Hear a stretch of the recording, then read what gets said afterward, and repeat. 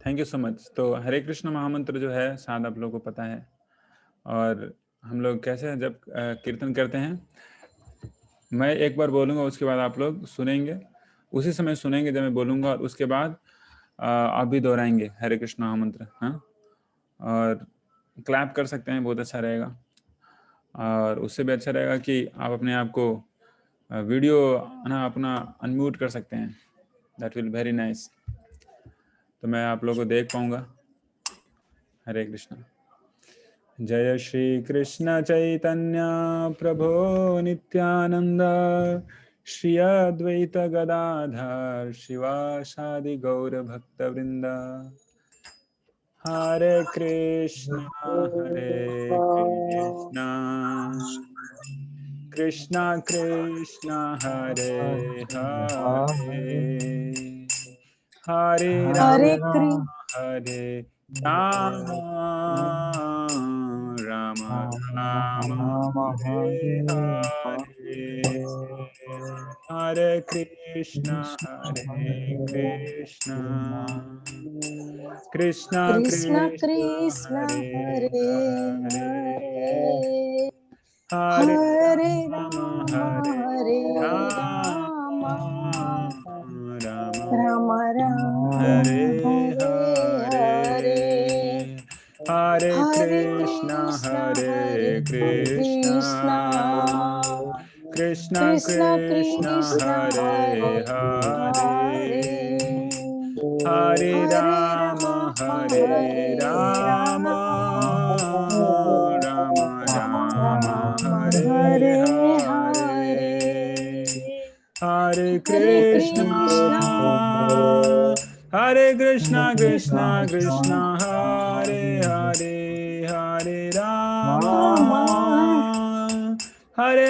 राम राम राम हरे हरे हरे, हरे, हरे हरे कृष्णा कृष्ण हरे कृष्णा कृष्णा कृष्ण कृष्णा कृष्ण हरे हरे, हरे राम राम, हरे राम हरे राम राम राम हरे हरे, हरे हरे कृष्णा राम, हरे कृष्णा हरे कृष्णा कृष्ण कृष्णा कृष्ण हरे हरे हरे, हरे हरे राम राम, हरे राम हरे राम राम राम राम हरे हरे हरे, हरे हरे कृष्णा कृष्ण, हरे हरे कृष्णा कृष्णा कृष्ण कृष्णा कृष्ण हरे हरे हरे, हरे हरे, राम हरे राम राम राम राम हरे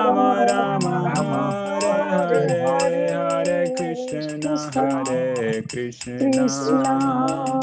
कृष्ण, कृष्णा कृष्ण कृष्णा कृष्ण हरे हरे हरे, हरे, हरे राम राम, राम राम हरे हरे, हरे कृष्णा कृष्णा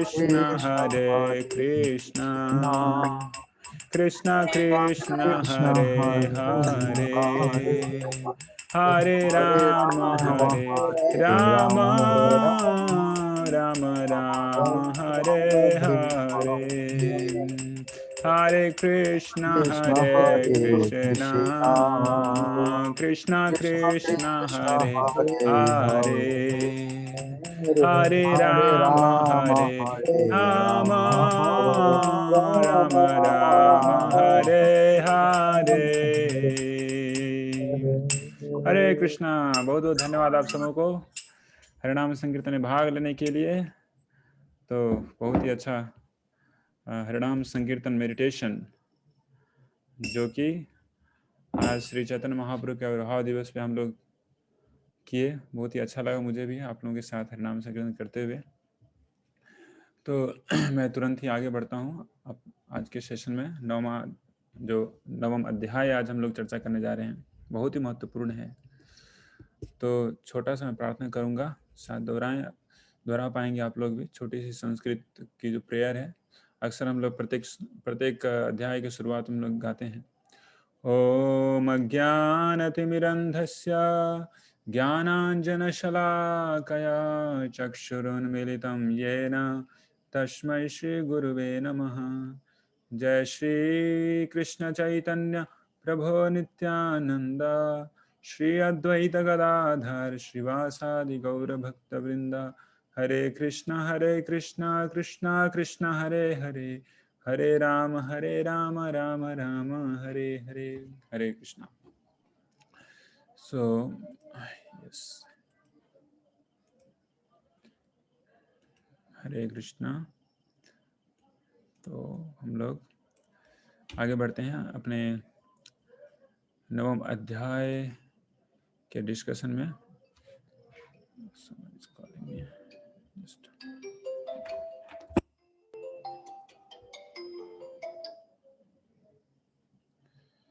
हरे कृष्णा।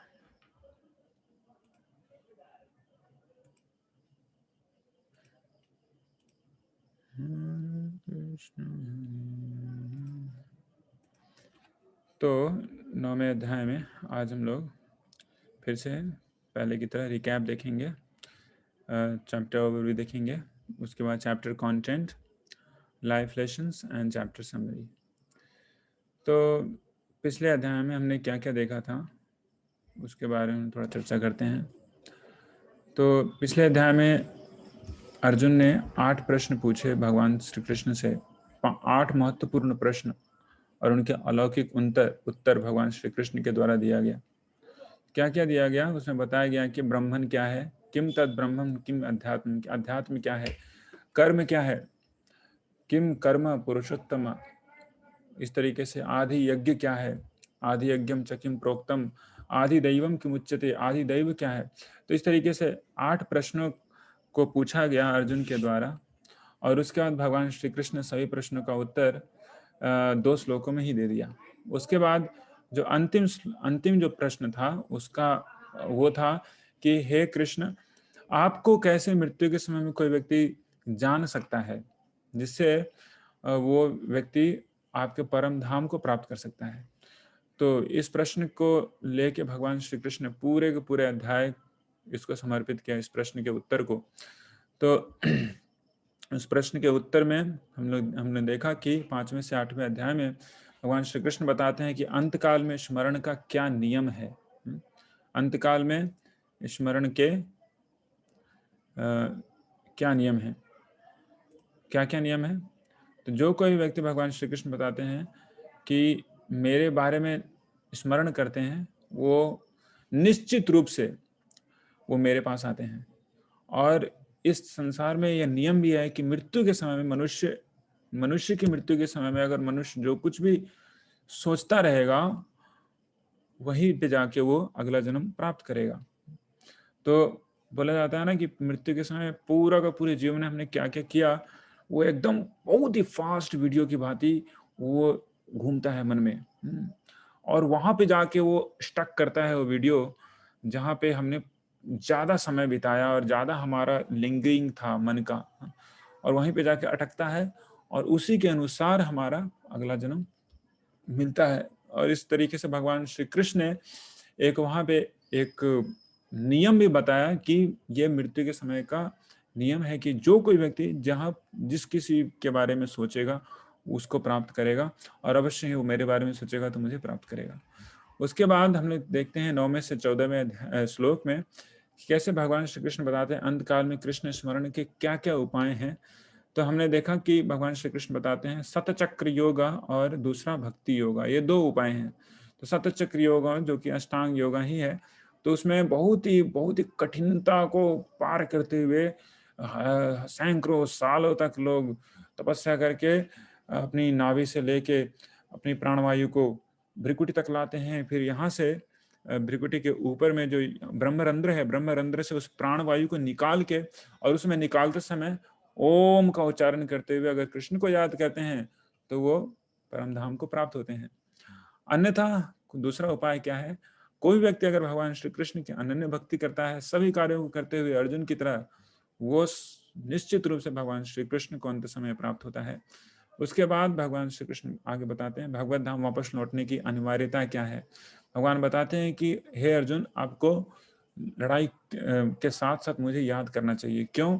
क्योंकि ये जो संसार है ना, ये संसार बहुत ही दुख से भरी हुई है। इसका नाम ही है दुखालयम अशाश्वतम। दुखालय है जहाँ पे विद्या मिलती है उसे विद्यालय बोलते हैं, जहाँ पे हिम मिलता है, यहाँ पे बर्फ होते हैं उसे हिमालय बोलते हैं। और ये जो दुखों का आलय है जहाँ पे सिर्फ दुख तो मिलेगा ही 100%। किसी भी रिलेशनशिप में कहीं भी चले जाइए, घर पे हो बाहर में कहीं भी, दुख एक ऐसा चीज है जो कि बाय डिफॉल्ट इस संसार में है। तो ये अनिवार्य है हमारे लिए कि हम भगवत धाम को लौट जाए जहाँ पे हम भगवान कृष्ण की नित्य सेवा में उनके साथ में रह सकते हैं, जहाँ पे कोई भी दुख नहीं है, कोई भी जरा नहीं है, कोई मृत्यु नहीं है, कोई बुढ़ापा नहीं है, कोई रोग नहीं है। तो हमने स्पिरिचुअल वर्ल्ड, आध्यात्मिक जगत और जड़ जगत के बीच में जो कंपैरिजन है उसको देखा। तो हमने देखा कि कैसे भगवान श्री कृष्ण यहाँ पे अपनी शक्तियों के द्वारा विराजमान हैं, लेकिन वो इन आंखों से हम देख नहीं सकते, लेकिन अपनी धाम में, चिन्मय स्पिरिचुअल वैकुंठ धाम में वो हमेशा अपने पूर्ण पुरुषोत्तम रूप में वो हमेशा विराजमान होते हैं। तो हमने देखा कि कैसे इस संसार में जो जन्म मृत्यु का चक्र है, इससे पार होके हम लोग आध्यात्मिक जगत को प्राप्त कर सकते हैं, जहाँ पे हमेशा नव नव नवाय मानम ऐसे शरीर को हम लोग प्राप्त किए रहेंगे, बिना मृत्यु और बिना किसी जरा के भय के। और तो इसके बाद हमने 23 से 28 श्लोक में देखा, भक्ति योगा जो है एक निश्चिंत उपाय है भगवान के धाम को लौट जाने का, जिसमें किसी भी तरीके का डर नहीं होता है। कभी भी कोई व्यक्ति भक्ति योग का मार्ग का अनुपालन करते हुए, तो उनके प्रयाण काल में जो अनेक अनेक तरह के जो नियम बताए गए हैं, कुछ लोग अगर सूर्य के समय या फिर अग्नि की दशा में और इस तरीके से प्रकाश की दशा में अगर वो शरीर छोड़ते हैं तो उनकी गति उत्तम होती है, वो फिर से लौट के नहीं आते। तो ये सब सतचक्र योगा पद्धति को पालन करने वालों के लिए ये विधियां हैं। लेकिन जो अनन्य भक्ति करते हैं भगवान श्री कृष्ण की, कहीं भी रहते हुए अगर वो प्रयाण काल को प्राप्त करते हैं तो अवश्य ही भगवत धाम को लौट जाते हैं। तो इस तरीके से हमने 8वें चैप्टर का यहाँ पे रिकैप देखा। हम लोग आगे बढ़ते हैं 9वें अध्याय में। तो 9वें अध्याय को 4 भागों में बांटा गया है। तो पहले से तीसरे श्लोक में भगवान श्री कृष्ण बताते हैं कि गुह्यतम ज्ञान प्राप्त करने के गुह्य सूत्र क्या हैं। तो ये जो 9वां अध्याय है ना, बहुत ही गुह्यतम ज्ञान है, बहुत ही महत्वपूर्ण ये अध्याय है, क्योंकि पूरे 18 अध्यायों के भगवत गीता में ये 9वां अध्याय एकदम बीच में आता है। मतलब कि बीच में कौन सा चीज होता है जो कि बहुत ही बहुमूल्य है, जिससे लोगों को ऐसे ही ऑर्डिनरी देखना बहुत ही मुश्किल होता है, ऐसा चीज है भगवत गीता। एक स्वर्ण आभूषण की एक ट्रेजर हाउस, या फिर बोला जाए तो एक डब्बे के समान है, जिसके अंदर में स्वर्ण आभूषण भरे हुए हैं। उस स्वर्ण आभूषण के बीच में जो सबसे महत्वपूर्ण, सबसे गुह्यतम जो खजाना है, वो है भगवत गीता का 9वां अध्याय। तो आशा है आप सभी लोग रेडी होंगे। भले ही जितने भी भक्त आप लोग सम्मिलित हुए हैं, मैं बहुत ही खुश हूँ। आप रीशेड्यूल करने के बावजूद भी आप आए, तो I congratulate you for this of your endeavour. So उसके बाद 4 से 10वें श्लोक में हम लोग देखते हैं कि भगवान श्री कृष्ण का इस संसार से संबंध क्या है। तो ये जो 9वां अध्याय, 7वां और 9वां अध्याय एकदम एक ही जैसा जाता है। 7वें अध्याय में भगवान श्री कृष्ण बताते हैं कि मेरी भक्ति कैसी होती है, लेकिन 9वें अध्याय में भगवान श्री कृष्ण बताते हैं कि मेरी अनन्य भक्ति कैसे होती है। तो शास्त्र में, भगवत गीता में बताया गया है कि जैसे हम लोग दूसरे अध्याय में देखा कि भगवान श्री कृष्ण वहां पे आत्मा का ज्ञान बताते हैं कि हम शरीर नहीं, हम आत्मा है। हे अर्जुन, तुम आत्मा हो। ये सारे जो आपके सगे संबंधी यहाँ पे खड़े हैं ना, सभी आत्मा है। कई बार ये जन्म ले चुके हैं, कई बार मृत्यु को प्राप्त किए हैं, लेकिन अभी आप सोच रहे हो कि आपके सगे संबंधी हैं, इनकी मृत्यु कभी नहीं होगी। ऐसा नहीं हो सकता, इन्हें भी मरना है, आपको भी जाना है। तो इस तरीके से वो आत्मा का जो ज्ञान है उसे गुह्य ज्ञान कहा जाता है। गुह्य मतलब कि बहुत कॉन्फिडेंशियल है। लेकिन 7वें से 8वां जो 7वां और 8वां जो अध्याय है, उसे गुह्यतर ज्ञान कहा जाता है। मतलब कि ये मोर कॉन्फिडेंशियल नॉलेज है। आत्मा के ज्ञान से अच्छा ज्ञान है, उससे गुह्य ज्ञान है। आत्मा को परमात्मा के बीच का जो संबंध है उसको जानना, मतलब भगवान की भक्ति के बारे में 7वें और 8वें अध्याय बताया गया। लेकिन 9वें अध्याय को गुह्यतम ज्ञान कहा गया है। सबसे ज्यादा कॉन्फिडेंशियल ये ज्ञान है 9वां अध्याय, जिसमें भगवान श्री कृष्ण अपनी अनन्य भक्ति के बारे में बताते हैं और अनन्य भक्ति कैसे की जाए उसके बारे में बताते हैं। तो बहुत ही मजेदार यह अध्याय है, हमारे साथ बने रहिए। उसके बाद तीसरे भाग में 11वें से 25वें श्लोक में बताया गया है कि कृष्ण की अवमानना करने वाले लोगों की क्या दशा होती है। तो देखिए 7वें अध्याय में ऐसे ही सारे कॉन्सेप्ट्स का हमने वर्णन किया था, 4 तरह के लोगों का वर्णन किया था, जिसमें जो लोग भगवान श्री कृष्ण शरणापत्ति नहीं करते हैं। तो वैसा ही पूरा का पूरा सेटअप 9वें अध्याय में, लेकिन उसका प्रो वर्जन है, 9वां अध्याय, जिसमें अनन्य भक्ति के बारे में ज्यादा भगवान श्री कृष्ण ने बताया है। उसके बाद हम लोग चौथे भाग में देखेंगे भगवान की भक्ति की अतुल्य शक्तियां कैसी हैं, the supreme power of Krishna भक्ति। ओके, तो ये हम लोग देखेंगे चौथे भाग में। तो पहले भाग में आगे चलते हैं। गुह्यतम ज्ञान प्राप्त करने के गुह्य सूत्र। गुह्यतम ज्ञान प्राप्त करने के गुह्य सूत्र क्या है, जो कि भगवान श्री कृष्ण बताते हैं पहले श्लोक में, पहले से तीसरे श्लोक में भगवान श्री कृष्ण इसका वर्णन करते हैं। तो बहुत ही अच्छा श्लोक है, काश आप लोग भी मेरे साथ दोहराएं, बहुत अच्छा होगा। श्री भगवान उवाच इदं तु ते गुह्यतमं प्रवक्ष्यामि अनुसूयवे ज्ञानं विज्ञानं सहितं यज्ञात्वा मोक्ष्यसे शुभात्। परम पुरुषोत्तम भगवान श्री कृष्ण ने कहा है कि हे अर्जुन, तुम कभी भी मेरे एनवियस नहीं हुए। एनवियस मतलब कि ईर्ष्यापूर्ण नहीं हुए। तुम हमेशा मेरे प्रति प्रेम का भाव रखते हो, इसलिए मैं तुमको ये जो सबसे गुह्यतम ज्ञान है उसको मैं तुम्हें बताने जा रहा हूं। ज्ञानम विज्ञानम सहितम यज्ञात्वा मोक्षसे शुभात्। हे अर्जुन, ये सबसे गुह्यतम ज्ञान तूते गुह्यतमम प्रवक्ष्यामि, बताऊंगा। अनुसूयवे, अनुसूय मतलब होता है कि आप मेरे प्रेमी भक्त हो, आप मुझसे कभी ईर्ष्या नहीं करते, इसलिए मैं सबसे गुह्यतम ज्ञान आपको बताने जा रहा हूं। और जिसको जानने के बाद इस ज्ञान को, जो कि ज्ञान और विज्ञान दोनों है इसमें, ज्ञान मतलब बोला जाता है थ्योरेटिकल नॉलेज, और विज्ञान मतलब बोला जाता है प्रैक्टिकल नॉलेज। तो थ्योरेटिकल नॉलेज, प्रैक्टिकल नॉलेज दोनों ही है इसमें। तो थ्योरेटिकल नॉलेज शुरुआत में बताया गया और अंत में जाके प्रैक्टिकल नॉलेज बताया गया। जैसे हम लोग करते हैं ना, जब हम लोग पढ़ाई किया करते हैं तो पहले थ्योरी पढ़ते हैं, उसके बाद लैब में जाके प्रैक्टिकल करते हैं। तो इस अध्याय में थ्योरी और प्रैक्टिकल दोनों बताया गया है। तो बने रहिए हमारे साथ थ्योरी प्रैक्टिकल दोनों करने के लिए आज के 1 घंटे के सत्र में। तो इसको जानने के बाद भगवान श्री कृष्ण बोल रहे हैं अर्जुन को, यज्ञात्वा मोक्षसे शुभात्। आप इस पूरे जड़ संसार की जो दुख हैं उससे आप तुरंत ही पार पाओगे। उसके बाद भगवान श्री कृष्ण बताते हैं इस अध्याय में जो ज्ञान है उसकी विशेषता क्या है। राज विद्या, पहला जो गुण है इस संसार के, इस अध्याय का जो ज्ञान है उसका पहला गुण है राज विद्या है, किंग ऑफ ऑल नॉलेज। दूसरा है राज गुह्यम, सबसे ज्यादा गुह्यतम जो ज्ञान है उसका वर्णन किया गया है इस अध्याय में। उसके बाद तीसरा सेक्शन है, ये सभी ज्ञानों में सबसे ज्यादा शुद्ध है, प्यूरेस्ट ऑफ ऑल।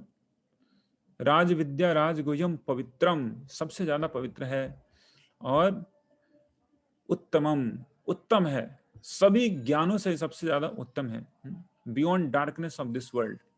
सो उत्तम 2 शब्द से बना हुआ है, उत प्लस तम, मतलब कि अंधकार से ऊपर। ऐसा ज्ञान जो कि अंधकार से ऊपर है उसे कहा जाता है उत्तम ज्ञान। यह है उत्तम ज्ञान। उसके बाद बताया गया है कि अगर इस ज्ञान को अपने जीवन में लगाते हैं तो तुरंत जो कुछ भी नॉलेज हम लोग प्राप्त कर रहे हैं वो तुरंत हम लोग उसको रियलाइज कर पाते हैं, उसको रियलाइज कर पाते हैं। उसके बाद छठा जो इसका सिम्टम है वो है, ये सारे धर्मों का परफेक्शन है, सिद्धि है। प्रत्यक्षवागमम धर्मम सुसुखम कर तुम अव्ययम। और उसके बाद सुसुखम, ये जो जिसके बारे में बताया गया, जो कि अनन्य भक्ति है, ये जो क्रिया है बहुत ही सुसुखम है, मतलब कि बहुत ही आनंद के साथ इसको किया जाता है ना। इसमें आनंद ही आनंद है, धर्म की पराकाष्ठा है। अगर इसको आप करेंगे तो स्वतः ही करने मात्र से ही आपके हृदय में उस आनंद की अनुभूति होगी, आपको आत्म साक्षात्कार साथ में मिलेगा, और यह आनंद से भरा हुआ है। इसको आनंद के साथ हम लोग क्या कर सकते हैं, इसको प्रैक्टिस कर सकते हैं। It's joyfully perform. और क्या है, ये इनडेस्ट्रक्टिबल है, इसका कभी विनाश नहीं होता। इस अनन्य भक्ति की जो पूंजी है, जो ये धन है, इसका कभी भी विनाश नहीं होता। उसके बाद हम लोग आते हैं, वो 2 कुंजी क्या है इस ट्रांसेंडेंटल नॉलेज या फिर जो गुह्यतम ज्ञान है उसको प्राप्त करने का। और गुह्यतम जो ज्ञान प्राप्त करने के बाद जो अल्टीमेटली जो सक्सेस मिलता है जीवों को, उसको प्राप्त करने का ये 2 कुंजी हम लोग यहाँ पे चर्चा करेंगे। तो क्या है, पहला है इस गुह्यतम ज्ञान को प्राप्त करने की जो एलिजिबिलिटी है वो है कि हमें कृष्ण के प्रति एकदम नॉन एनवियस होना चाहिए। नॉन एनवियस मतलब कि ईर्ष्या रहित। ईर्ष्या रहित, ईर्ष्या अगर भगवान श्री कृष्ण से करेंगे तो भगवान श्री कृष्ण की जो ये जो गुह्यतम ज्ञान है उसे हम लोग प्राप्त नहीं कर पाएंगे। तो ईर्ष्या की जड़ क्या है, सब कुछ हम लोग चर्चा करेंगे। और भगवान श्री कृष्ण को प्राप्त करने के लिए जो जो एलिजिबिलिटी है वह है उनके प्रति श्रद्धावान रहना, फेथफुल रहना, भगवान श्री कृष्ण की भक्ति के प्रति फेथफुल रहना। तो इसके बारे में 2 स्टोरी है मैं बताना चाहूँगा। एक बार की बात है, नारद मुनि वो ऐसे ही घूम रहे थे, इधर से उधर घूम रहे थे, देख रहे थे कि इस संसार के लोग क्या कर रहे हैं ना। तो एक बार घूमते घूमते गए तो उन्होंने एक कोबलर, जिसको जो चमड़े का व्यापार करते, चमड़े का काम करते हैं, उनसे मिले। तो उनसे पूछा उन्होंने कि कोबलर ने उनको आवभगत की नारद मुनि की। नारद मुनि को पूछा कि हे नारद मुनि, आप तो हर जगह घूमते रहते हैं, जाते रहते हैं, तो कैसे आना हुआ? मेरा कितना बड़ा अहोभाग्य है कि आज मैं आपका दर्शन कर पाया हूँ। तो नारद मुनि को बताया उन्होंने कि देखिए यही मेरी सेवा है, मैं तो किए जा रहा हूँ, आप बताइए कैसे हैं? आप तो नारायण के धाम से आए हैं, वैकुंठ धाम से आए हैं, भगवान श्री कृष्ण कैसे हैं? और उसके बाद पूछने के बाद बताया कि अगर आप भगवत धाम फिर से लौटेंगे तो कृपया भगवान श्री कृष्ण से पूछिएगा कि मैं भगवत धाम कब जाऊंगा, मैं वैकुंठ कब जा पाऊंगा। तो उन्होंने बताया कि हाँ ठीक है, मैं पूछूंगा, बिल्कुल पूछूंगा। तो उसके बाद आगे गए तो एक ब्राह्मण से मिले, उनसे भी वैसे ही वार्तालाप हुई। ब्राह्मण ने भी उनकी आवभगत की और पूछा कि कैसे हैं नारायण, कैसे हैं? आप तो नारद मुनि हैं, प्रत्येक धाम में आपका वेलकम होता है, स्वागत होता है, आप कहीं भी जा सकते हैं। तो उनसे भी ब्राह्मण ने पूछा, ब्राह्मण ने श्रीपाद नारद मुनि से पूछा कि मेरा भगवत धाम जाना कब होगा। तो दोनों का प्रश्न लेके पहुंच गए नारद मुनि वैकुंठ। वैकुंठ में जाके नारद मुनि पूछते हैं भगवान से कि मैंने 2 व्यक्ति से मिला, एक थे जो कि चमड़े का व्यापार करते हैं, कोबलर थे, और एक थे ब्राह्मण कुल से जो जन्म लिए हैं वो थे। तो उन्होंने दोनों ने एक ही टाइप का प्रश्न पूछा है कि उनका भगवत धाम आना कब होगा। तो भगवान श्री कृष्ण ने बताया कि ऐसा है, अच्छा ठीक है, अब जाओ उनको बोलना कि जब आप अभी जाओगे फिर से तो वो पूछेंगे भगवान श्री कृष्ण क्या कर रहे हैं, कैसे हैं। तो दोनों को एक ही प्रश्न बोलना कि भगवान श्री कृष्ण है ना, एक सुई की नोक के अंदर से हाथी को घुसा रहे हैं और फिर उसको निकाल रहे हैं। सुई की नोक से हाथी घुसा रहे हैं और एक तरफ से घुसा रहे हैं और दूसरी तरफ से निकाल रहे हैं। ये प्रश्न पूछो दोनों को। तो ऐसा ठीक है, नारद मुनि बोला ठीक है, बिल्कुल पूछ लूंगा। तो जब वो ब्राह्मण के पास गया, सबसे पहले वो ब्राह्मण के पास गया और वहां पे जाके बोला कि मैं तो नारायण से पूछा और देखा, नारायण से बातें की। तो ब्राह्मण बोलते हैं कि क्या कर रहे हैं भगवान नारायण? तो भगवान ने नारद मुनि बोला कि वो सुई की नोक से एक तरफ से घुसाते हैं बड़े हाथी को और दूसरे तरफ से निकाल लेते हैं। और ब्राह्मण जोर जोर से हंसने लगा, क्या नारद मुनि आप मजाक तो नहीं कर रहे हैं? क्या है, पॉसिबल ही नहीं है। एक छोटे से नीडल के अंदर से उसके छिद्र इतने छोटे होते हैं, उसमें से इतना बड़ा हाथी कैसे घुसेगा और कैसे आप पार कर पाएंगे? कौन पार कर सकता है? ऐसा नहीं हो सकता, आप मजाक मत करो, सही सही बोलो भगवान क्या कर रहे हैं। तो नारद मुनि वहां से हंस के निकल गए, नारायण नारायण करते हुए। उसके बाद कोबलर के पास पहुंचे, जो कि चमड़े का जो काम करते हैं ना, जूता उता सिलते हैं, बैग वैग सिलते हैं। उनके पास जाके सेम प्रश्न हुआ, नारद मुनि को पूछा गया कि भगवान क्या कर रहे हैं? तो भगवान नारद मुनि बोला कि भगवान क्या कर रहे हैं, भगवान सुई की नोक से हाथी को घुसा रहे हैं और दूसरे छोर से उसको निकाल रहे हैं। तो कॉबलर बोला, हंसने लगा, वो बहुत ही आनंदित होके वो बोलने लगा कि मेरे स्वामी कितने महान हैं कि वो कुछ भी कर सकते हैं, कुछ भी कर सकते हैं। वो एक बड़े से बरगद वृक्ष के नीचे बैठा हुआ था और ऊपर से एक छोटा सा बरगद वृक्ष का जो बीज है वो उसके सर पे गिरा और उसको देखा कि देखिए नारद मुनि, कुछ भी नहीं है भगवान के लिए। ये देखिए एक छोटे से बीज में, बरगद के छोटे से सबसे छोटे बीज में, बरगद का बीज बहुत ही छोटा होता है, उसमें भगवान श्री कृष्ण ने पूरा का पूरा बरगद वृक्ष में छुपा के रखा है। और उस बरगद वृक्ष में न जाने कितने हजारों हजार करोड़ों ऐसे बीज फिर से छुपा के रखे हैं। तो अगर कृष्ण ये कर सकते हैं इस संसार में, तो वो क्या नहीं कर सकते हैं खुद अपनी शक्ति से। तो इसको समझ के नारद मुनि ने ये सब कुछ जाके बताया। और फिर नारायण बोलते हैं कि तुम समझ सकते हो कौन आने वाला है, तुम जाके बताओ कि जो चर्मकार है ना, जो कॉबलर है, इसी जन्म में वो मेरे पास आ जाएंगे। तो भगवान श्री कृष्ण को प्राप्त करने की यही कुंजी है कि उनके प्रति श्रद्धावान होना चाहिए। जब भगवान श्री कृष्ण जब दुर्योधन के पास जाते हैं शांति दूत बनने से पहले, तो दुर्योधन 56 भोग का आयोजन करता है उनको मनाने के लिए, अपनी पार्टी में रखने के लिए। लेकिन कृष्ण वहां नहीं जाते। कृष्ण कहाँ जाते हैं? विदुरानी के पास जाते हैं, विदुर के पास जाते हैं, जो कि एक शूद्र महिला से उत्पन्न है। तो विदुरानी, उस समय विदुर नहीं रहते, विदुरानी रहती। विदुरानी कृष्ण को देखते प्रेम में गदगद हो जाती हैं और उनकी सेवा करने के लिए वो केलों को लाती हैं और इतनी प्रेम में अभिभूत हो जाती हैं कि केले को ऐसे छीलती हैं और केले के छिलकों को वो कृष्ण को देती है और केले के अंदर का जो केला होता है ना वो फेंक देती हैं। इतना भाव विभोर होती हैं। कृष्ण क्या करते हैं, सारे छिलकों को, क्योंकि उतने प्रेम से वो दे रही होती है, सारे छिलकों को बिना बताए हुए कि तुम क्या कर रही हो वो खा लेते हैं।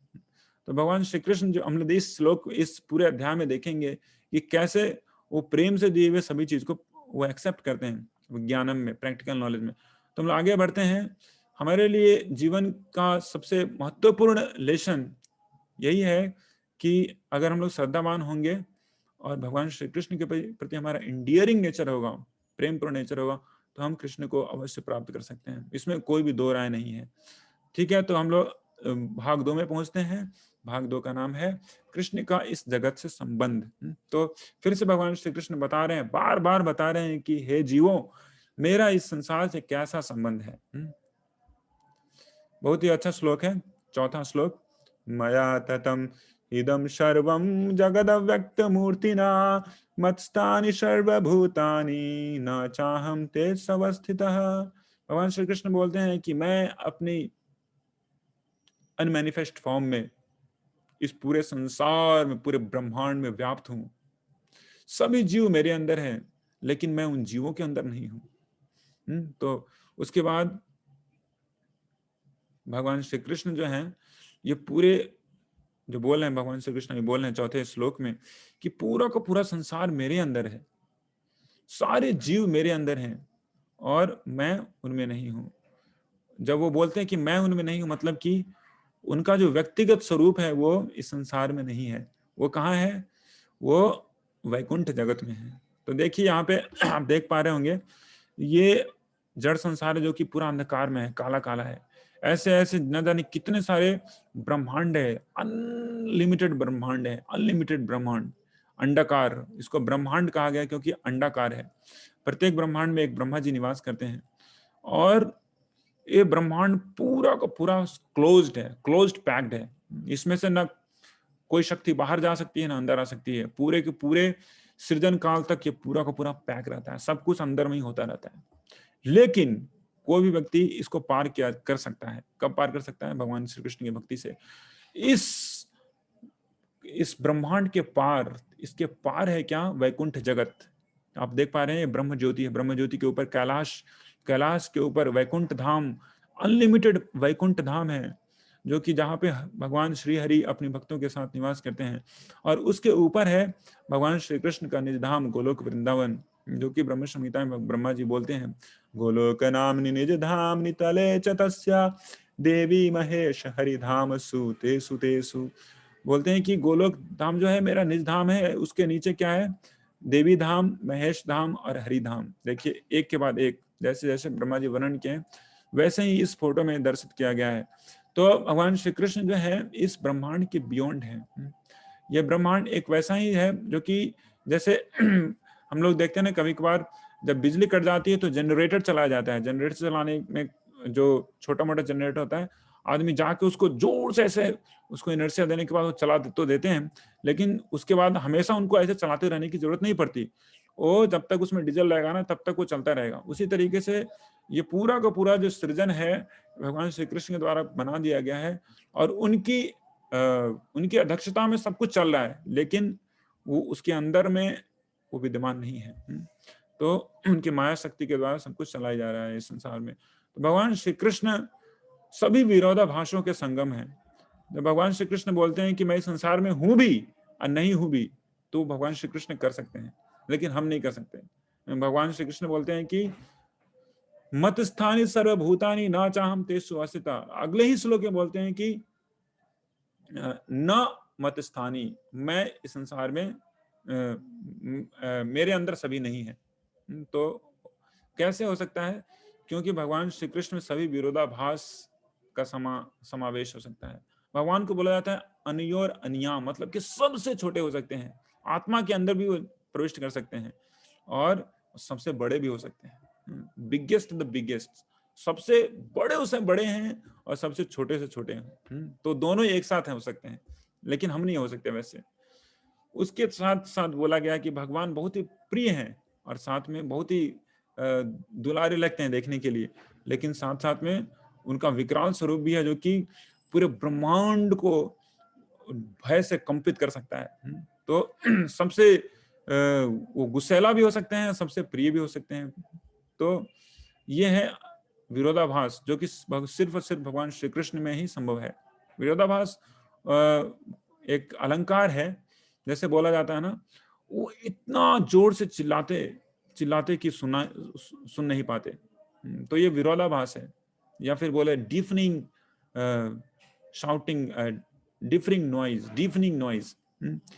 तो डिफनिंग नॉइज नहीं होता है कुछ ऐसा। इतना अंधकार, इतना प्रकाश था कि हम लोग कुछ देख नहीं पाए, ये विरोधाभास है। तो प्रकाश में सब कुछ दिखता है, लेकिन प्रकाश में कैसे देख नहीं पाते। तो कृष्ण का नाम है श्याम सुंदर। जैसे अगर कोई ऑर्डिनरी व्यक्ति जो काले होते हैं उतना सुंदर नहीं होते हैं, लेकिन कृष्ण श्याम वर्ण के होने के साथ साथ भी वो क्या है, अखिल जगत को पूर्ण रूप से मनमोहित करने वाले हैं, मदन मोहन है, श्याम सुंदर। तो इस तरीके से भगवान श्री कृष्ण की जो शक्तियां हैं वो अचिंत्य हैं। जब तक हम ये नहीं समझेंगे तब तक भगवान श्री कृष्ण के प्रति श्रद्धावान नहीं हो सकते। भगवान श्री कृष्ण की जो शक्तियां हैं, भगवान श्री कृष्ण तो अचिंत्य हैं ही, उनकी शक्तियां भी अचिंत्य हैं, जो कि उनके डायरेक्टली उससे भगवान श्री कृष्ण के साथ संबंध नहीं रहने के बावजूद भी बहुत ही अद्भुत तरीके से कार्य करती हैं। जैसे हम लोग देखते हैं कि गाय दूध देती है कि नहीं, गाय घास खाती हैं और दूध देती हैं। ऐसा अभी तक कोई भी मशीन नहीं बनाया जा चुका है, अभी तक कोई मशीन नहीं बनाया गया जिसमें आप एक तरीके से एक तरफ से घास डालें और दूसरे तरफ से आपको एकदम शुद्ध, एकदम व्हाइट कलर का कुछ ना उस घासों का जो सार तत्व है वो मिलेगा। अभी तक किसी ने नहीं बनाया है। देखिए कितना भगवान श्री कृष्ण की जो शक्ति है वो कितनी अचंभित करने वाली है, वो कितनी अचिंत्य है। तो इधर से घास डालेंगे और उधर से दूध निकलेगा। अगर हम लोग कुछ मशीनरी बनाते हैं तो अगर इधर से घास डालते हैं, उसमें से एसेंस निकालते हैं, तो पूरा ग्रीन कलर का कुछ निकलेगा उधर से, लेकिन दूध निकलना बहुत मुश्किल है। तो हम लोग समझ सकते हैं भगवान श्री कृष्ण की शक्तियां कितनी अचिंत्य हैं। या फिर जिसके इस उदाहरण के बारे में मैंने पहले ही वर्णन किया था कि पूरा का पूरा बरगद वृक्ष बहुत बड़ा होता है, बहुत बड़ा बरगद का वृक्ष होता है, हजारों हजार साल तक वो जिंदा रहता है। कलकत्ता के बोटेनिकल गार्डन में एक बरगद का वृक्ष है, वो बोला जाता है कि 6000 साल पुराना है, बहुत बड़ा है, बहुत पूरे के पूरे एक देखा जाता है गांव जितना बड़ा विस्तृत है। और वो कहाँ से आया है? बस एक छोटे से, सबसे छोटे से माइक्रो लेवल के बीज से आया है। भगवान श्री कृष्ण की जो शक्तियां हैं वो कितनी अचिंत्य है। तो इस तरीके से कैसे अचिंत्य है भगवान श्री कृष्ण की शक्ति, भगवान श्री कृष्ण स्वयं बताते हैं कि 10वें श्लोक में बताते हैं, मया दक्षेण प्रकृति सूयते सचराचरम हेतुनानेन कौन्तेय जगद विपरिवर्तते। ये जो सारा संसार है भगवान श्री कृष्ण बोल रहे हैं कि ये मेरी शक्ति है। पूरा जो प्रकृति है, संसारिक प्रकृति जो है वो एक मेरी शक्ति है और मेरी अधीनता में वो कार्य कर रही है कुंती पुत्र। और मेरी अधीनता में कार्य करते हुए जितने भी चराचर, जितने भी जीव हैं, सबका सृजन, सबका पालन और सबका संहार भी कर रही है। तो भगवान श्री कृष्ण की अध्यक्षता में ये जो माया शक्ति है वो कार्य कर रही है। सृष्टि स्थिति पालन शक्ति रेखा, इस तरीके से भगवान श्री कृष्ण की छत्र छाया में सारे कुछ, यहाँ तक कि तिनका भी उनकी अनुमति के बिना नहीं हिलता। सब कुछ सृजन से लेके पालन तक, पालन से लेके विनाश तक सब कुछ भगवान श्री कृष्ण की अध्यक्षता में ही हो रहा है।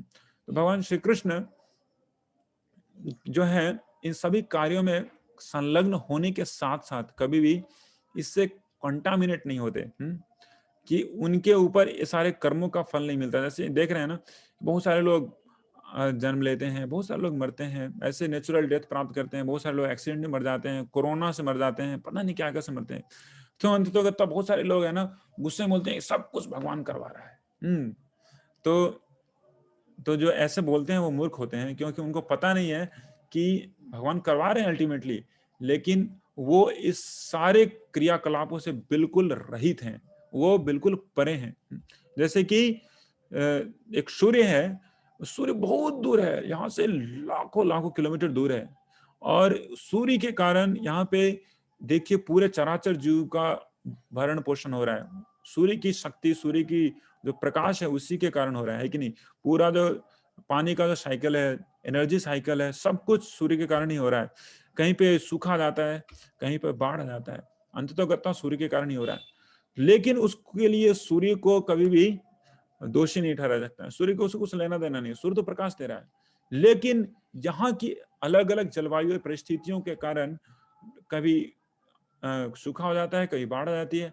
उसी तरीके से जीव अपने ही कर्मों के कारण वो भगवान की शक्ति में होते हुए वो भुगतता है या फिर भोगता है, सुख प्राप्त करता है या फिर दुख प्राप्त करता है।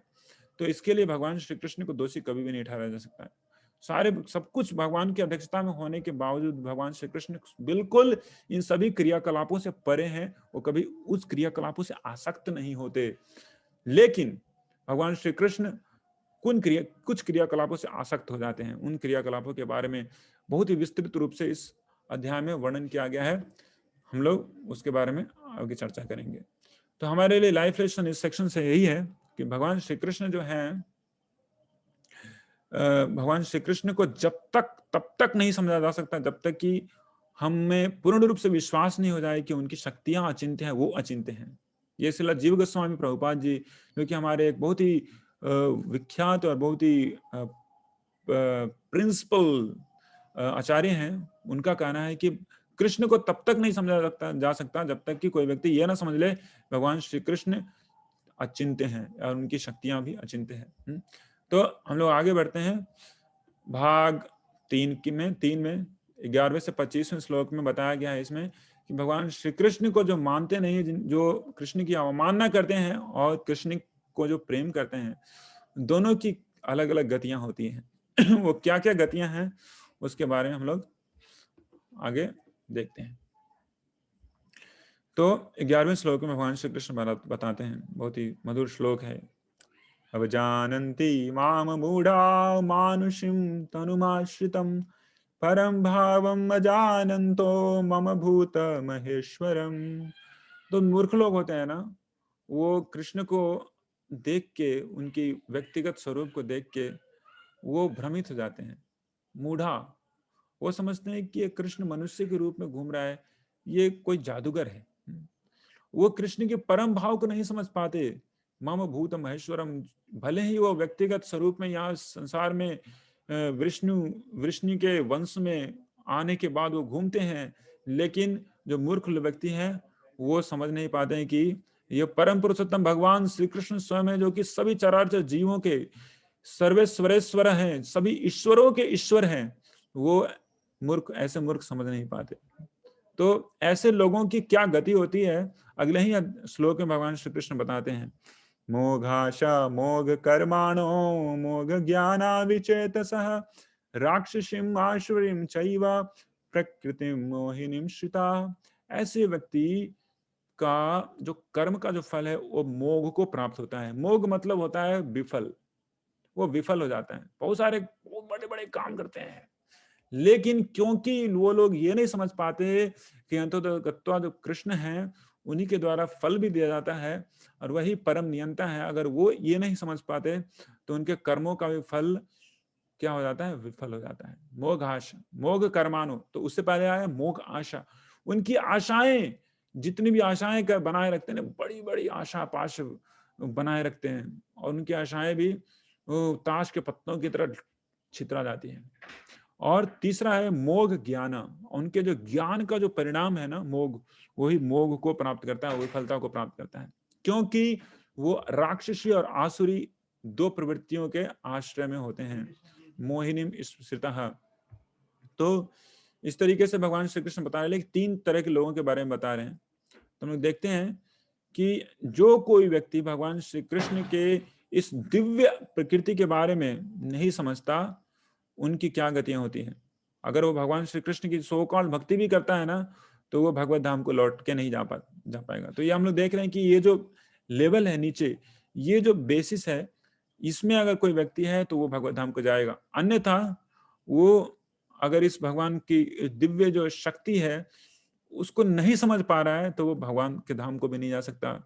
और जो सिर्फ डेली काम करते हैं, बहुत सारे काम करते हैं, लेकिन भगवान श्री कृष्ण की स्थिति को इस तरीके से नहीं समझते हैं, इसी जड़ संसार में घूमते रहते हैं, ऐसे जैसे ये व्यक्ति घूम रहा है, हॉरिजॉन्टली घूमते रहते हैं। और भले ही न जाने कितने सारे ज्ञान को प्राप्त करने के बावजूद भी व्यक्ति वो उसका और जो भगवत धाम का जो उनका रास्ता है वो कभी खुल नहीं सकता, जब तक कि वो ज्ञानी व्यक्ति भी मोघ ज्ञान को ज्ञानी व्यक्ति भी भगवान श्री कृष्ण की इस स्थिति को नहीं समझे, तो उनके जितने भी ज्ञान है वो मोक्ष को प्राप्त होते हैं। लेकिन जो व्यक्ति जो भगवान श्री कृष्ण का भक्त भगवान श्री कृष्ण की इस स्थिति को समझ पाते हैं, उनकी दिव्य प्रकृति को समझ पाते हैं, वो सीधे गोलोक वृंदावन को प्रस्थान करते हैं। तो हम लोग आगे बढ़ते हैं कि यहाँ पे बहुत ही महत्वपूर्ण एक नियम जो कि भगवान श्री कृष्ण बता रहे हैं, इसको बोलते हैं भगवान की आराधना का नियम या फिर किसी भी आराधना का नियम। तो पूरे के पूरे ब्रह्मांड को पूरे 14 भुवों में बांटा गया है। मैंने नहीं बांटा है, ब्रह्मा जी ने बांटा है। तो ये अभी भी विद्यमान है। तो ये 14 भुवन है जिसके बीच में हम लोग भूलोक में निवास कर रहे हैं। अभी भूलोक के ऊपर में 6 लोक हैं, भू भूवर स्वर्ग महर जन तप सत्य, आप लोग देख पा रहे होंगे। और नीचे में 7 नारकीय लोक हैं, अतल लोक, वितल लोक, सुतल लोक, तलातल लोक, महातल लोक, रसातल और पाताल लोक। तो जो जिस चीज की पूजा करते हैं, जिस व्यक्ति की पूजा करते हैं, वो उस लोक को प्रस्थान करते हैं। तो बोला गया है कि यान्ति देवव्रता देवान पितृन यान्ति पितृव्रता। जो देवताओं की पूजा करते हैं वो स्वर्गलोक को जाते हैं, स्वर्गलोक को प्रस्थान करते हैं, क्योंकि स्वर्गलोक में देवतागण रहते हैं। तो हमारे ज्यादा दूर नहीं है, बस 2 फ्लोर ऊपर जाएंगे ना इस बिल्डिंग में, मतलब कि इस यूनिवर्स की, इस ब्रह्मांड की बिल्डिंग के 2 फ्लोर ऊपर में हम लोग बीच में हैं। तो ऊपर में क्या है, स्वर्गलोक है। और बस 1 फ्लोर ऊपर में भूवर लोक है, जहाँ पे राक्षस पिशाच यक्ष राक्षस किन्नर ऐसे लोग निवास करते हैं। तो वहां पे भी कुछ लोग जाते हैं जिसका वर्णन किया गया है। उसके बाद बोला गया है कि जो पितरों की पूजा करते हैं ना, फोर फादर्स की पूजा करते हैं, वो फोर फादर्स जो कि महर लोक में निवास करते हैं वहां पे जाते हैं। और जो भूत पिशाच की पूजा करते हैं, भूत पिशाच की योनि में जन्म लेते हैं, भूतान यान्ति भूतेज्य। और जो मेरी भक्ति करता है वो मेरे पास आता है, एज सिंपल एज दैट। तो यान्ति मध्याजिनोपिमाम, जो मेरी भक्ति करता है वो मेरे पास आता है। तो चॉइस हमारा है, लेसन भगवान श्री कृष्ण दे रहे हैं। भगवान श्री कृष्ण की जो भक्ति है वो सबसे परम सुखकारी और परम आनंद, परम बेनिफिट, या फिर बोला जाए सबसे बड़ा जो लाभ है उसको देने वाली है।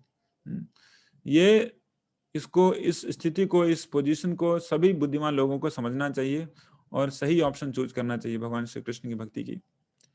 तो हम लोग आगे बढ़ते हैं।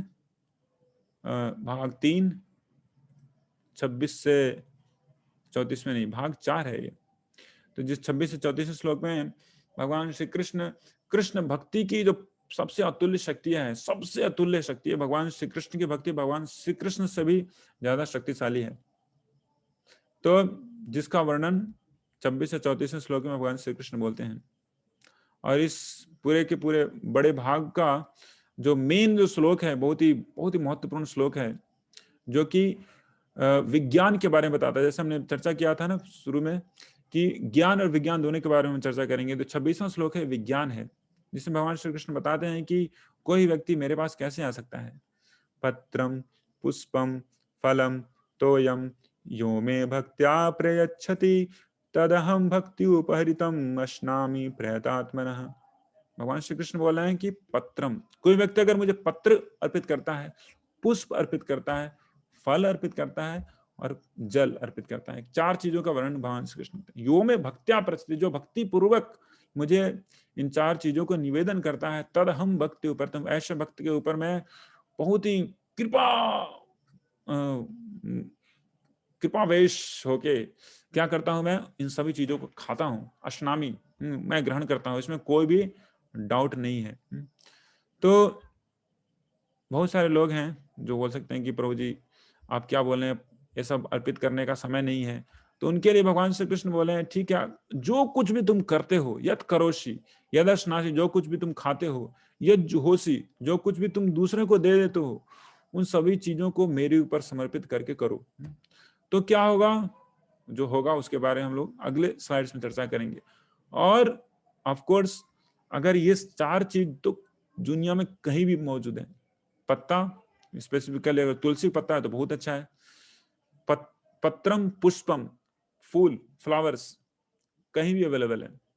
अगर आप साइबेरिया में हैं तो शायद उधर मुश्किल है मिलना, फूल मिलना। लेकिन अगर भारतवर्ष में है तो भारतवर्ष में कहीं भी पत्ता और फूल मिल सकता है। फूल किसी भी चीज का हो सकता है। और फ्रूट्स हर जगह अवेलेबल है। गरीब से गरीब व्यक्ति भी इन सभी चीजों को ला सकते हैं। पानी हर जगह अवेलेबल है। तो अगर इन 4 चीजों को दिया जाता है ना, कृष्ण बोलते हैं कि मैं उस व्यक्ति के हाथ में बिक जाता हूं मैं। तो कृष्णा उसको एक्सेप्ट करते हैं बहुत ही ग्रेटफुल होके। जैसा कि है ना, जो कोई व्यक्ति कभी कभार बहुत गरीब होता है, अगर आप एकदम उसके एकदम जब बहुत ही प्राइम टाइम है जिसमें उसे पैसे की जरूरत है, उसमें कोई उसको पैसा देता है तो बहुत ही ज्यादा ग्रेटफुल हो जाते हैं। वो बहुत ही ग्रेटफुल होता है उस व्यक्ति के प्रति जो उसको पैसा देता है या फिर जो जरूरत की सामान देता है। उसी तरीके से इन सभी 4 चीजों को देने के बाद श्री कृष्ण को इन सभी चीजों की जरूरत नहीं है, सब कुछ उन्हीं के द्वारा बनाया हुआ है। लेकिन कृष्ण सभी कृतज्ञवान लोगों के शिरोमणि है, सारी कृतज्ञता उन्हीं से निकलती है।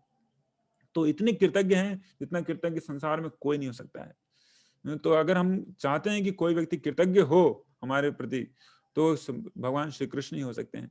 और वो कैसे हो सकते हैं, सिर्फ इन सिंपल 4 चीजों को अर्पित करके, पत्रम पुष्पम फलम तोयम।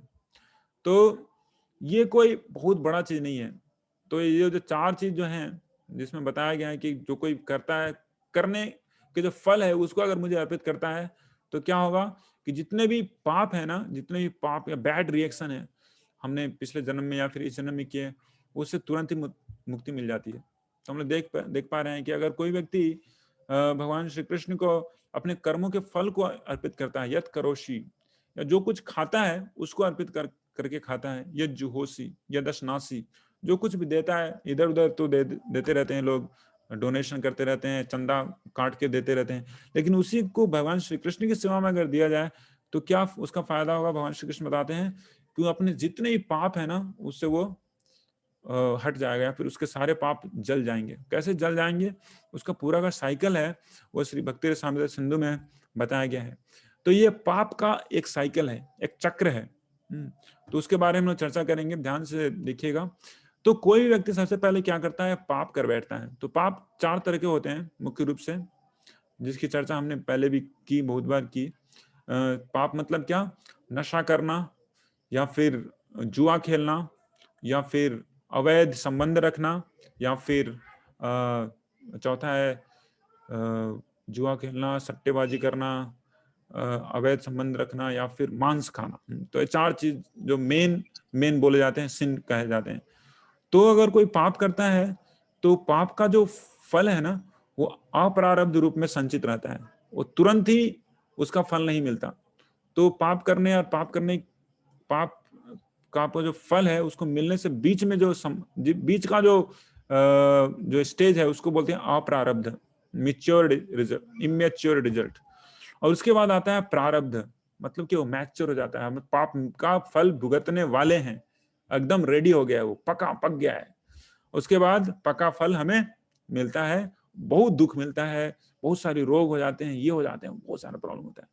तो ये रहा पाप से लेके पाप के फल तक का ये चक्र है, जो कि तुरंत नहीं आता, थोड़ा समय में आता है। लेकिन उससे ही बड़ा एक खतरनाक चीज क्या है इसका, कि जब कोई पाप करते हैं, पाप करने के साथ साथ पाप करने की जो प्रवणता है, जो प्रोपेंसिटी है, वो हृदय में संचित हो जाती है, धीरे धीरे संचित हो जाती है, उसको कहते हैं कूटम। और उसके बाद संचित हो जाने के बाद वो प्रवणता जो है कभी कभार बार बार क्या करती है, आदमी को पाप करने के लिए उत्सुक करती है। अरे कर, आज कर ले, आज चल थोड़ा सिगरेट पी लेते हैं, बहुत दिन से पिया नहीं, आज कर लेते हैं। तो ऐसे पाप करने के लिए वो जो बहुत ही प्रबल इच्छा है उसको जागृत करती है, और वो बीजम का रूप लेती है। जब इच्छा जागृत हो गई है तो बीजम बन जाती है, और फिर से लोग पाप करते हैं। तो ये जो चक्र है चलता रहता है, फिर से पाप किया, फिर से उसको फल मिलेगा, इधर चलेगा, और फिर से क्या होगा कि फिर से कूटम, फिर से बीजम में चलता रहेगा। तो भक्ति की जो अग्नि है इतनी शक्तिशाली है कि पूरे के पूरे सिस्टम को, है ना, वो अग्नि में डाल सकती है। भक्ति करने मात्र से ही पूरा का पूरा सिस्टम है, एक एक करके फाट फाट सारा ना भक्ति की अग्नि में क्या होगा, हो जाती है, समाहित हो जाती है, सब कुछ समाहित हो जाती है शुरुआत में। लेकिन ये जो कूटम और बीजम जो है, पाप करने की जो प्रवणता जो न जाने कितने जन्मों से हमारे हृदय में है, उसको जाने में थोड़ा समय लगता है, उसको जाने में थोड़ा समय लगता है, जिसके कारण कभी कभार क्या होता है, एक्सीडेंटली लोग भक्ति करने के बावजूद भी क्या करते हैं, पाप कर बैठते हैं। तो उसके कारण भगवान श्री कृष्ण बोल रहे हैं उनके लिए भी मेरे पास बहुत ही स्पेशल कंसेशन है। भगवान श्री कृष्ण वहां पे 9वें अध्याय में बता रहे हैं कि मैं उन भक्तों के प्रति भी बहुत पार्शियल होता हूं जो कि मेरी भक्ति करते हैं, क्योंकि कृष्ण के भक्त भगवान श्री कृष्ण को प्रेम करते हैं, और प्रेम के वास्ते भगवान श्री कृष्ण भी अपने भक्तों को प्रेम करते हैं। अगर एक्सीडेंटली दुर्घटनावश ऐसे भक्त, क्योंकि उनके पाप की प्रवणता अंदर गई नहीं है, हो सकता है कि बीच बीच में क्या करें, एक्सीडेंटली दुर्घटनावश पाप कर बैठते हैं। लेकिन भगवान श्री कृष्ण बोलते हैं साधु रेव संमंतव्य, मैं उसको साधु ही समझता हूँ। क्षिप्रम भवति धर्मात्मा, वो व्यक्ति क्योंकि भक्ति में संयुक्त है, मैं उसके पाप को कभी गणना नहीं करता अर्जुन, और वो तुरंत ही वो धर्मात्मा बनता है। क्षिप्रम भवति धर्मात्मा, और निश्चित रूप से वो शुद्ध होता है। शाश्वत शांति निगच्छति कौन्तेय प्रतिजाने ही नवे भक्त प्रणश्यति। कुंती के पुत्र अर्जुन, पूरे संसार में डंका पीट के बोल दो कि मेरे भक्तों का कभी विनाश नहीं होता। तो इस तरीके से कई बार भगवान श्री कृष्ण के भक्त नीचे कुल में भी जन्म लेते हैं, फिर भी भगवान श्री कृष्ण बताते हैं कि वो अगर कोई भक्ति करते हैं, वो व्यक्ति अगर भक्ति करता है तो मुझे निश्चित रूप से प्राप्त करेगा। ये पीशु पाप योने स्त्री वैश्य तथा शूद्र ते भी यान्ति पराम गति, वैसे व्यक्ति भी मुझे क्या करेंगे, प्राप्त करेंगे। तो भगवान श्री कृष्ण का जो फेवर है, ऐसा नहीं बोल सकते यार कृष्ण तो भगवान है, भगवान कैसे पार्शियल हो सकते हैं, भगवान तो सबके पिता हैं, तो सबको एक समान की दृष्टि से देखनी चाहिए, है कि नहीं। तो भगवान श्री कृष्ण का जो ये भाव है ना, इसे इस तरीके के दोष की दृष्टि से कभी नहीं देखा जा सकता है, क्योंकि ये नेचुरल है। अब सूर्य का प्रकाश आ रहा है सबके पास, कोई व्यक्ति रूम के अंदर अपने आप को बंद करके रखेगा तो सूर्य का प्रकाश उसको नहीं मिलेगा, उसे बाहर निकलना पड़ेगा। सूर्य तो सबके लिए समान है। उसी तरीके से भगवान श्री कृष्ण अपनी भक्ति की जो चांस है सबको देते हैं कहीं ना कहीं, लेकिन जो उसको कैश करते हैं उनको प्रयोग में लाते हैं, उनके लिए भगवान फेवर करते हैं। तो भगवान श्री कृष्ण का जो फेवर है भक्तों के प्रति, अपने पुत्र के प्रति जो पिता का जो फेवर है या फिर प्रेम है, उसी के समान है।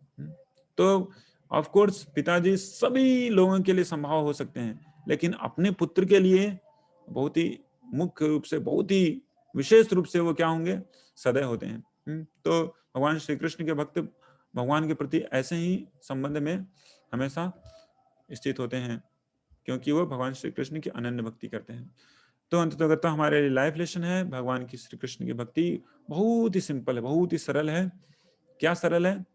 सिंपल सा चीज जो कि पूरे संसार में कहीं भी मौजूद है, पत्र, पुष्प, फूल, जल, भगवान श्री कृष्ण को अगर प्रेम से अर्पित किया जाए, भगवान श्री कृष्ण उसे बिल्कुल स्वीकार करते हैं। भगवान श्री कृष्ण की भक्ति जो है, भगवान श्री कृष्ण से भी शक्तिशाली है, और एकदम जो सिंसियर भक्त है ना, उन्हें भगवान श्री कृष्ण की भक्ति को तुरंत ही एक्सेप्ट करना चाहिए। और भगवान श्री कृष्ण की भक्ति कैसे चालू होती है? भगवान श्री कृष्ण के नाम के जप से, जैसे हमने अभी शुरुआत में की हरे कृष्ण महामंत्र का जप, तो शायद आप लोग भी कर रहे हैं।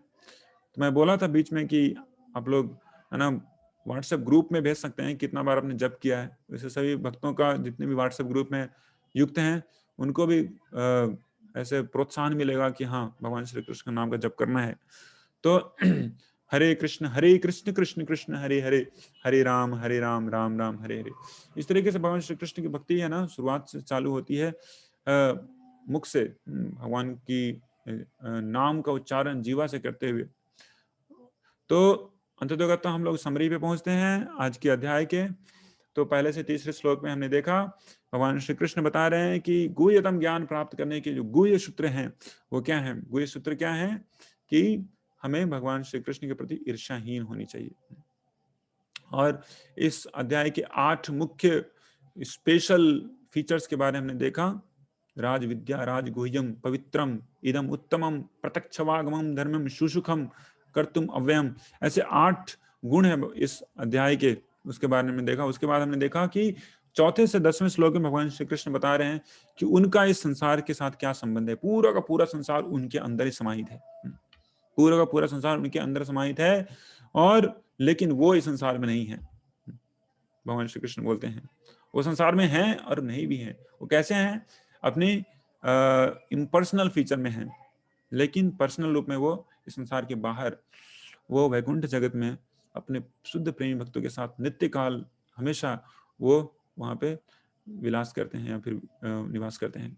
उसके बाद 11 से 25वें श्लोक में हमने देखा कि ऐसे व्यक्ति जो भगवान श्री कृष्ण की अवमानना करते हैं उनकी क्या गतियां होती है, और भगवान श्री कृष्ण प्रेम करते हैं उनकी क्या गति होती है।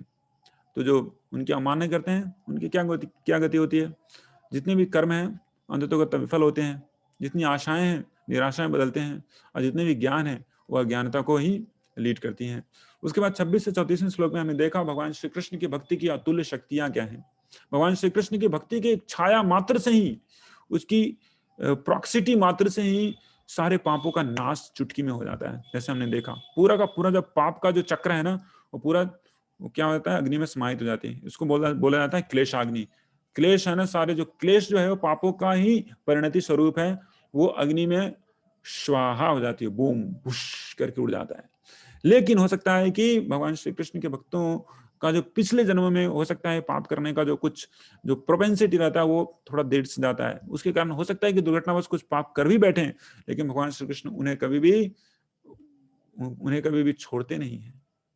इसलिए भगवान श्री कृष्ण बोलते हैं क्षिप्रम भवति धर्मात्मा शाश्वत शांति निगच्छति कौन्तेय प्रतिजानहि नवे भक्त प्रणश्यति। ऐसे मेरे प्रिय भक्तों को मैं कभी छोड़ता नहीं। जब भी जो कोई मेरी भक्ति में वो संलग्न होते हैं, हो सकता है दुर्घटनावश उन्होंने कुछ पाप कार्य कर भी बैठे, लेकिन उन्हें मैं तुरंत माफ कर देता हूँ। तो इसका हमें गलत उपयोग नहीं करना चाहिए कि ऐसा कि नहीं बस थोड़ा थोड़ा बीच बीच में ऐसे पाप कार्यों को भी थोड़ा सा अंजाम दें तो, और सोचे कि नहीं भगवान श्री कृष्ण तो बहुत सदैव हैं, वो माफ कर देंगे, तो हमें ऐसा चांस नहीं लेना चाहिए।